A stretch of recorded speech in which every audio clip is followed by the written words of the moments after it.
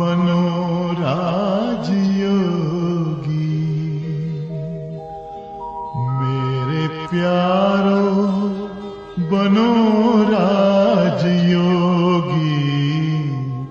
राजयोगी बनो राजयोगी। मेरे प्यारो बनो राजयोगी, राजयोगी बनो राजयोगी।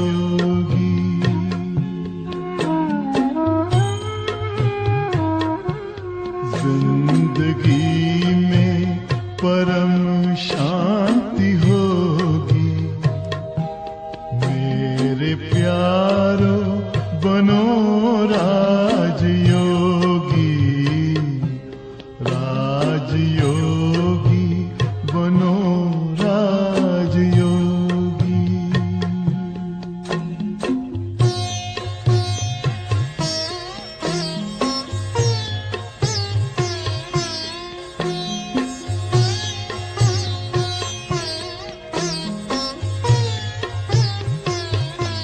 मन का दर्पण दमकने लगेगा, आत्मचिंतन चमकने लगेगा।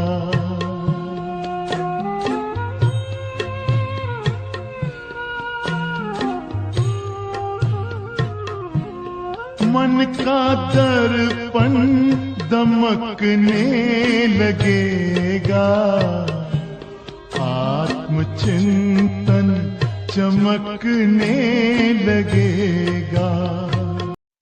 ओम शांति।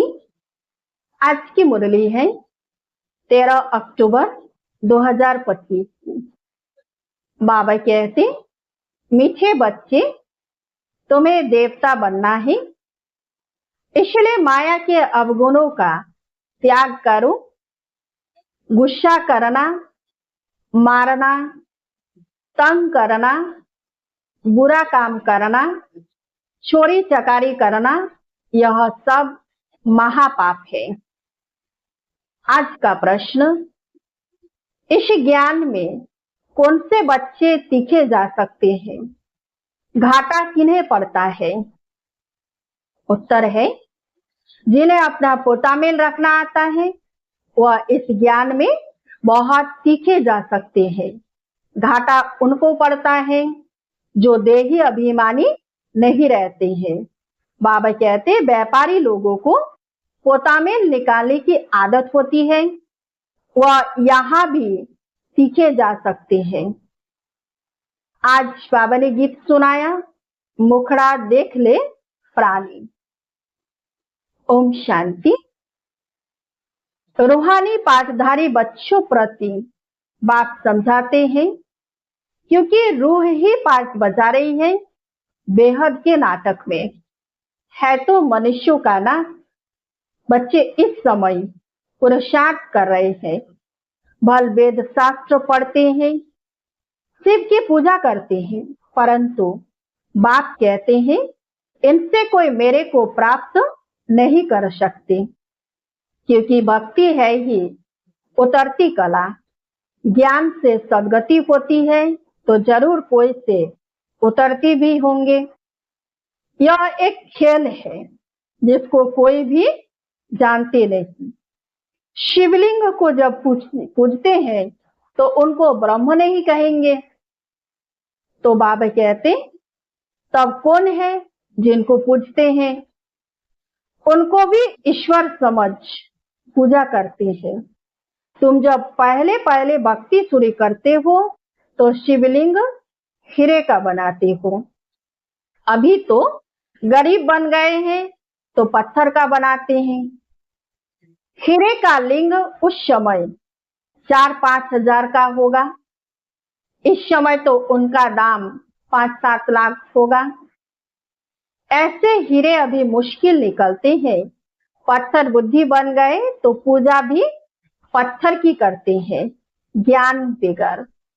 तो बाबा क्या कहते हैं कि जब मनुष्यों का बुद्धि पत्थर बन जाता है तो फिर शिवलिंग का भी पत्थर का आकार से पत्थर के द्वारा उनका लिंग बनाते हैं और पूजते हैं। तो बाबा कहते हैं कि जब ज्ञान है तो तुम पूजा नहीं करते हो, चैतन्य सम्मुख में है, उनको ही तुम याद करते हो। तो इस संगम युग पर ज्ञान सागर बाबा करके जब हमें ज्ञान देते हैं, अपना पहचान देते हैं, तो फिर हम उनको सिर्फ याद करते हैं। जानते हो कि याद से विकर्म विनाश होंगे। गीत में भी कहते, हे बच्चों, प्राणी कहा जाता है आत्मा को। प्राण निकल गया फिर जैसे मुर्दा है, आत्मा निकल जाती है। आत्मा है अविनाशी। आत्मा जब शरीर में प्रवेश करती है तब चैतन्य है।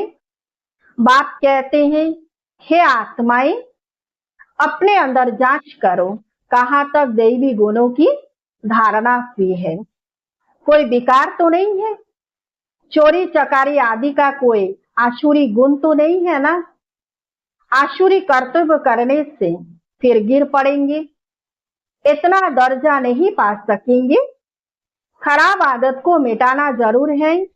देवता कभी कोई पर गुस्सा नहीं करते या असुरों द्वारा इतनी मारे खाते हैं, क्योंकि तुम देवी संप्रदाय बनते हो तो माया कितनी दुश्मन बन पड़ती है।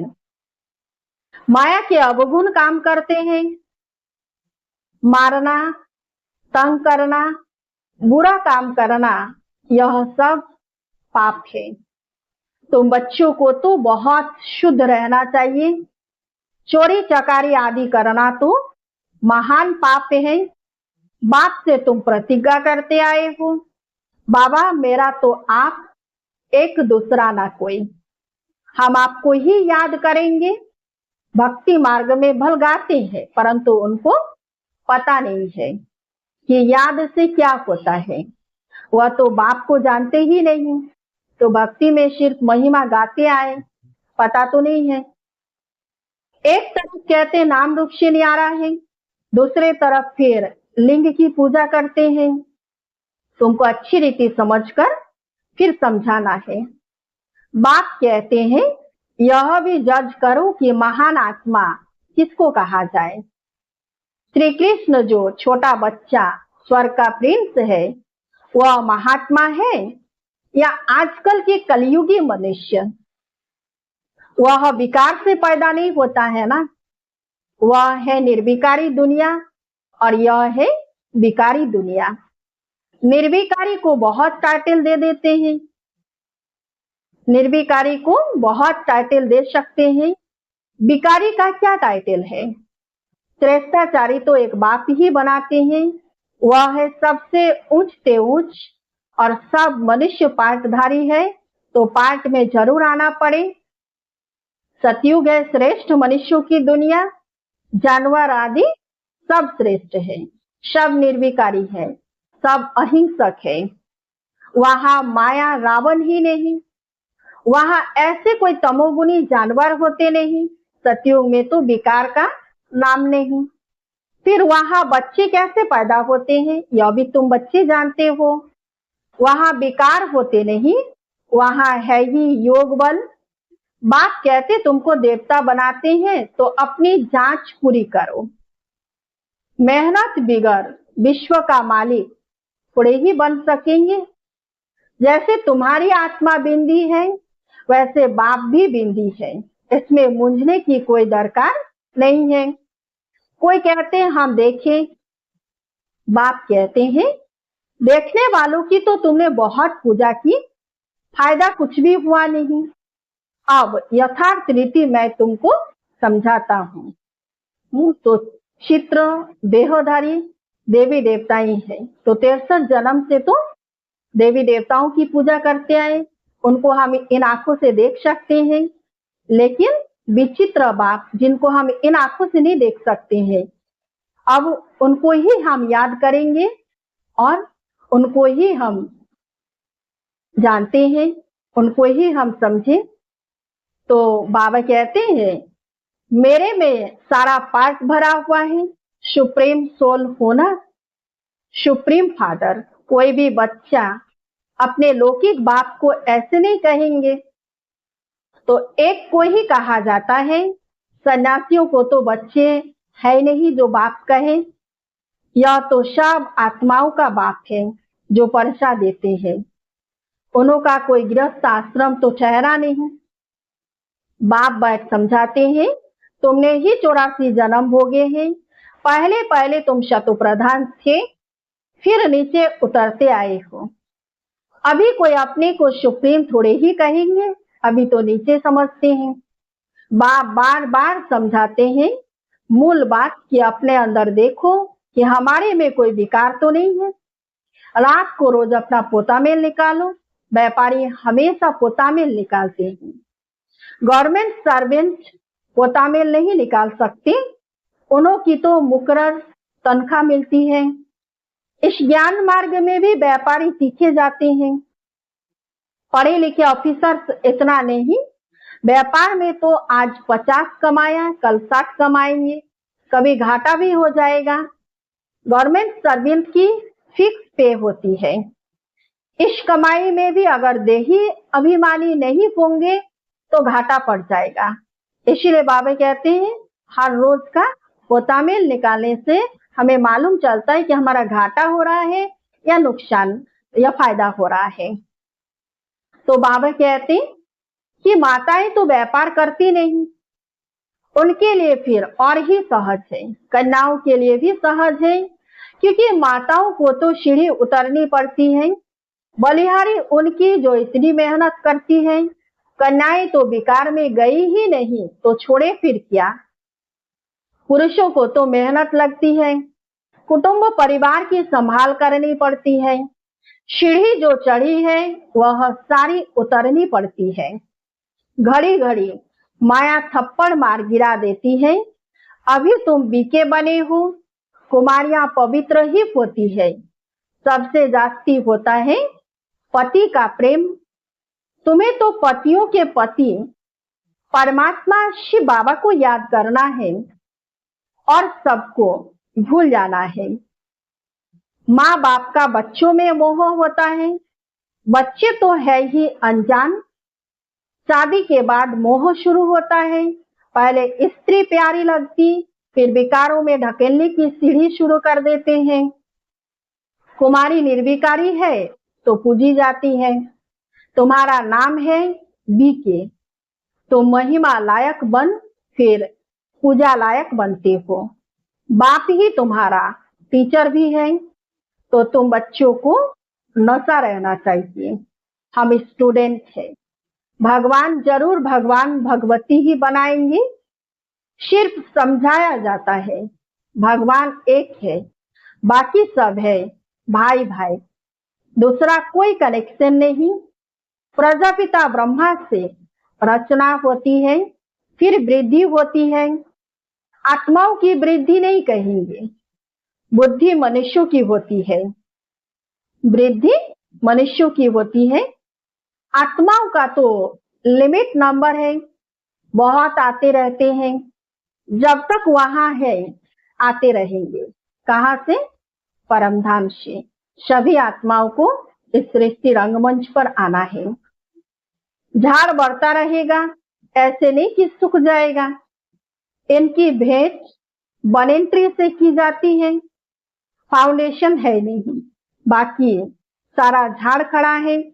तुम्हारा भी ऐसे है, फाउंडेशन है नहीं, कुछ ना कुछ निशानियां हैं, यादगार है जड़ मूर्ति के रूप में। अभी तक भी मंदिर बनाते रहते हैं। मनुष्य को थोड़े ही पता है कि देवताओं का राज्य कब था, फिर कहाँ गया। यह नॉलेज तुम ब्राह्मणों को ही है। मनुष्यों को यह मालूम नहीं कि परमात्मा का स्वरूप बिंदी है। गीता में लिख दिया है कि वह अखंड ज्योति स्वरूप है। आगे बहुतों को साक्षात्कार होता था, भावना अनुसार बहुत लाल लाल हो जाते थे, बस हम नहीं सहन कर सकते। अब वो तो साक्षात्कार था। बाप कहते हैं साक्षात्कार से कोई कल्याण नहीं, यहाँ तो मुख्य है याद की यात्रा। इसलिए बाबा कहते हैं कि साक्षात्कार का हमें आस भी नहीं रखनी है, क्योंकि हमें साक्षात्कार से कुछ फायदा नहीं होता है। जैसे पारा खिसक जाता है ना, तो याद भी घड़ी घड़ी खिसक जाती है। कितना चाहते हैं बाप को याद करें, फिर और ख्याल आ जाते हैं। इसमें ही तुम्हारी रेस है। ऐसे नहीं कि फट से पाप मिट जाएंगे, समय लगता है। कर्मातीत अवस्था हो जाए तो फिर यह शरीर ही न रहे, परंतु अभी कोई कर्मातीत अवस्था को नहीं पा सकते हैं। फिर उनको सतयुगी शरीर चाहिए। तो अब तुम बच्चों को बाप को ही याद करना है। अपने को देखते रहो, हमसे कोई बुरा काम तो नहीं होता है। पोतामेल जरूर रखना है। ऐसे व्यापारी झट साहूकार बन जाते हैं। बाप के पास जो नॉलेज है वह दे रहे हैं। बाप कहते हैं मेरी आत्मा में यह ज्ञान नूंधा हुआ है। हूबहू तुमको वही बोलेंगे जो कल्प पहले ज्ञान दिया था। बच्चों को ही समझाएंगे और क्या जाने। तुम इस सृष्टि चक्र को जानते हो, इसमें सब एक्टर्स का पार्ट नूंधा हुआ है। बदल शदल नहीं सकता, ना कोई छुटकारा पा सकता है। हाँ, बाकी समय मुक्ति मिलती है। तुम तो ऑलराउंड हो, 84 जन्म लेते हो। बाकी सब अपने घर में होंगे, फिर पिछाड़ी में आएंगे। मोक्ष चाहने वाले यहाँ आएंगे नहीं, वह फिर पिछाड़ी में चले जाएंगे। ज्ञान कभी सुनेंगे नहीं। मच्छरों सदृश आए और गए। तुम तो ड्रामा अनुसार पढ़ते हो, जानते हो बाबा ने 5000 वर्ष पहले भी ऐसे राजयोग सिखाया था। तुम फिर औरों को समझाते हो कि शिव बाबा ऐसे कहते हैं। अभी तुम जानते हो हम कितने उच्च थे, अब कितने नीच बने हैं। फिर बाप उच्च बनाते हैं, तो ऐसे पुरुषार्थ करना चाहिए ना। यहाँ तुम आते हो रिफ्रेश होने। इसका नाम ही पड़ा है मधुबन। तुम्हारे कलकत्ता व बॉम्बे में थोड़े ही मुरली चलाते हैं, मधुबन में ही मुरली बाजी। इसीलिए भक्ति में भी मधुबन का ही गायन है। और बाबा भी कहाँ पर आते, मधुबन में ही आते। मुरली सुनने के लिए बाप के पास आना होगा, रिफ्रेश होने। नए नए पॉइंट्स निकलती रहती हैं। सम्मुख सुनने में तो फील करते हो बहुत फर्क रहता है। आगे चल बहुत पार्ट देखने हैं। बाबा पहले पहले सब सुना दे तो टेस्ट निकल जाए। इसलिए बाबा कहते हैं जब जब जरूरत आहिस्ते आहिस्ते इमर्ज होता जाता है। एक सेकेंड न मिले दूसरे से। बाप आए हैं रूहानी सेवा करने, तो बच्चों का भी फर्ज है रूहानी सेवा करना। कम से कम यह तो बताओ, बाप को याद करो और पवित्र बनो। पवित्रता में ही फेल होते हैं, क्योंकि याद नहीं करते हैं। तो बच्चों को बहुत खुशी होनी चाहिए। हम बेहद के बाप के सम्मुख बैठे हैं, जिसको कोई भी नहीं जानते हैं। ज्ञान का सागर वह शिव बाबा ही है। देहधारी से बुद्धि योग निकाल देना चाहिए। शिव बाबा का यह रथ है। इनका रिगार्ड नहीं रखेंगे तो धर्मराज द्वारा बहुत दंडे खाने पड़ेंगे। बड़ों का रिगार्ड तो रखना है ना। आदि देव का कितना रिगार्ड रखते हैं। जड़ चित्र का इतना रिगार्ड है तो चैतन्य का कितना रखना चाहिए। तो शिव बाबा का रथ कौन है? ब्रह्मा बाबा। तो उनका भी हमें कितना रिगार्ड रखना है। अच्छा, मीठे मीठे सिकिलधे बच्चों प्रति माता पिता बाप दादा का याद प्यार और गुड मॉर्निंग। रूहानी बाप की रूहानी बच्चों को नमस्ते। हम सब रूहानी बच्चों की रूहानी बाप दादा को याद प्यार और गुड मॉर्निंग। नमस्ते नमस्ते नमस्ते। धारणा के लिए मुख्य सार। 1 नंबर, अंदर में अपनी जांच कर दैवी गुण धारण करने हैं। खराब आदतों को निकालना है, प्रतिज्ञा करनी है, बाबा हम कभी भी बुरा काम नहीं करेंगे। 2 नंबर, कर्मातीत अवस्था को प्राप्त करने के लिए याद की रेस करनी है, रूहानी सेवा में तत्पर रहना है, बड़ों का रिगार्ड रखना है। आज का वरदान, फॉलो फादर के पाठ द्वारा मुश्किल को सहज बनाने वाले तीव्र पुरुषार्थी भव। मुश्किल को सहज बनाने का व लास्ट पुरुषार्थ में सफलता प्राप्त करने के लिए पहला पाठ है फॉलो फादर। यह पहला पाठ ही लास्ट स्टेज को समीप लाने वाला है। इस पाठ से अभूल, एकरस और तीव्र पुरुषार्थी बन जाएंगे, क्योंकि किसी भी बात में मुश्किल तब लगता है जब फॉलो करने के बजाय अपनी बुद्धि चलाते हो। इससे अपने ही संकल्प के जाल में फंस जाते हो, फिर समय भी लगता है और शक्ति भी लगती है। अगर फॉलो करते जाओ तो समय और शक्ति दोनों बच जाएंगी, जमा हो जाएगी। आज का स्लोगन, सच्चाई सफाई को धारण करने के लिए अपने स्वभाव को सरल बनाओ। सच्चाई सफाई को धारण करने के लिए अपने स्वभाव को सरल बनाओ। अव्यक्त इशारे, स्वयं और सर्व के प्रति मनसा द्वारा योग की शक्तियों का प्रयोग करो। जितना स्वयं को मनसा सेवा में बिजी रखेंगे, उतना सहज मायातीत बन जाएंगे। सिर्फ स्वयं के प्रति भावुक नहीं बनो, लेकिन औरों को भी शुभ भावना और शुभ कामना द्वारा परिवर्तन करने की सेवा करो। भावना और ज्ञान, स्नेह और योग दोनों का बैलेंस हो। कल्याणकारी तो बने हो, अब बेहद विश्व कल्याणकारी बनो। अच्छा, ओम शांति।